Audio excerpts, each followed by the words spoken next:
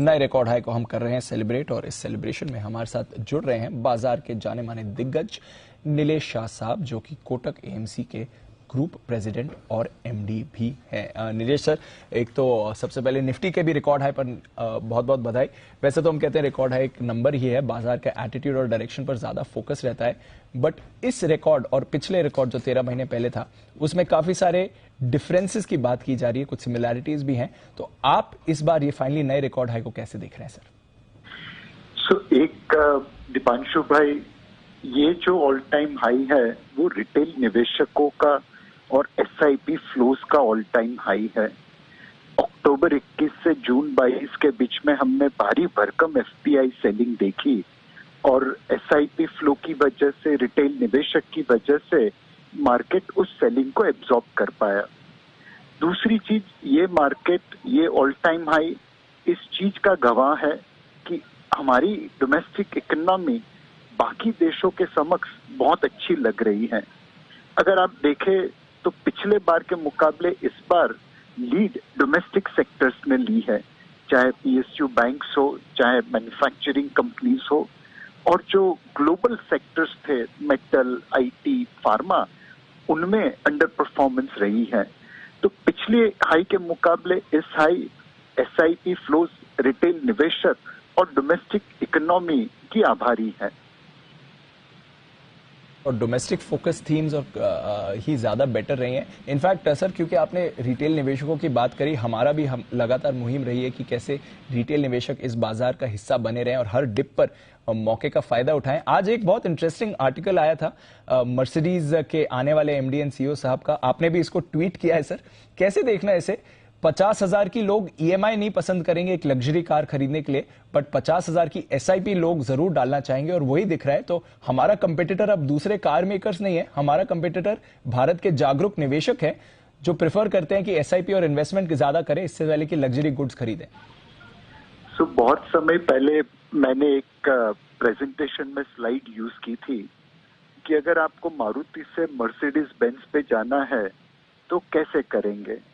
तब उस समय मैंने निवेशकों को कहा था कि 6 या 7 साल पहले जब आपने मारुति की स्विफ्ट गाड़ी खरीदी होगी, उसी समय मारुति के उतने शेयर्स लिए होते तो आज मार्क टू मार्केट अप्रिसिएशन में आपके पास उतना पैसा होता कि आप एक मर्सिडीज बेंज खरीद सकते थे।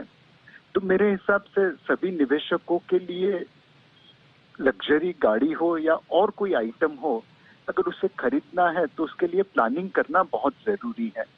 और एसआईपी के जरिए अगर आप निवेश करें तो मार्केट के उतार चढ़ावों के बीच में एवरेज हो जाएगी। भारत की ग्रोथ स्टोरी आने वाले समय के लिए भी उतनी ही अच्छी है जितनी पिछले समय में थी।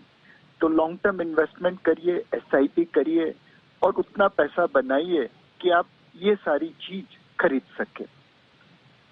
बिल्कुल, तो बाजार में भरोसा रखिए और मौका यहीं से मिलेगा जब आप निवेशित रहेंगे। सर, काफी सारे लोग थोड़ा ग्लोबल डेवलपमेंट्स को देखकर भी चिंतित हो जाते हैं। मंदी की बात चल रही है, चाइना में देखिए फिर से लॉकडाउन आ गया, रिस्ट्रिक्शंस आ गया।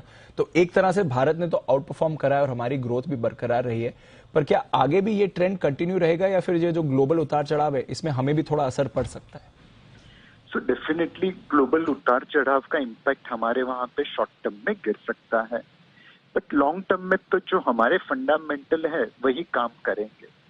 एंड अगर हम पिछले 20 सालों का इतिहास देखें तो भारतीय मार्केट ने इमर्जिंग मार्केट से 1.5 गुना रिटर्न दिया है, जबकि चाइनीज मार्केट ने 30 साल पहले जो लेवल पे ट्रेड कर रही थी एमएससीआई चाइना इंडेक्स पे, उसी लेवल पे आज है।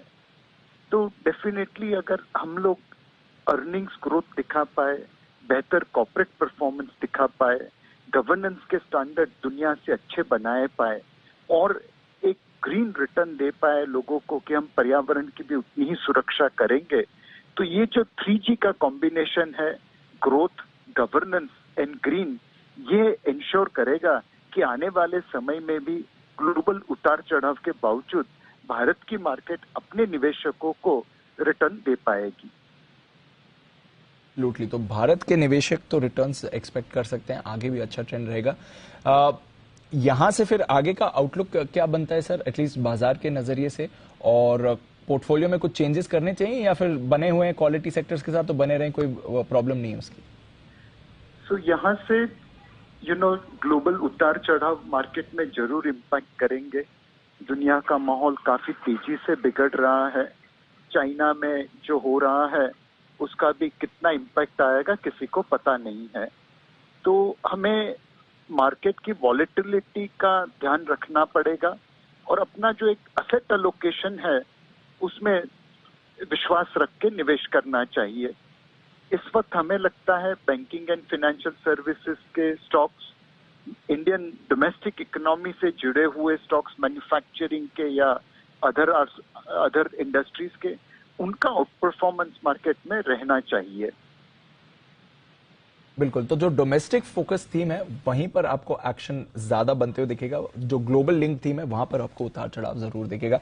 सर बहुत बहुत शुक्रिया इस ऐतिहासिक दिन पर हमें वक्त देने के लिए और बाजार पर अपना नजरिया शेयर करने के लिए, और जो ये इंटरेस्टिंग आर्टिकल भी आया था मर्सिडीज के मैनेजमेंट का, उस पर भी अपनी राय देने के लिए।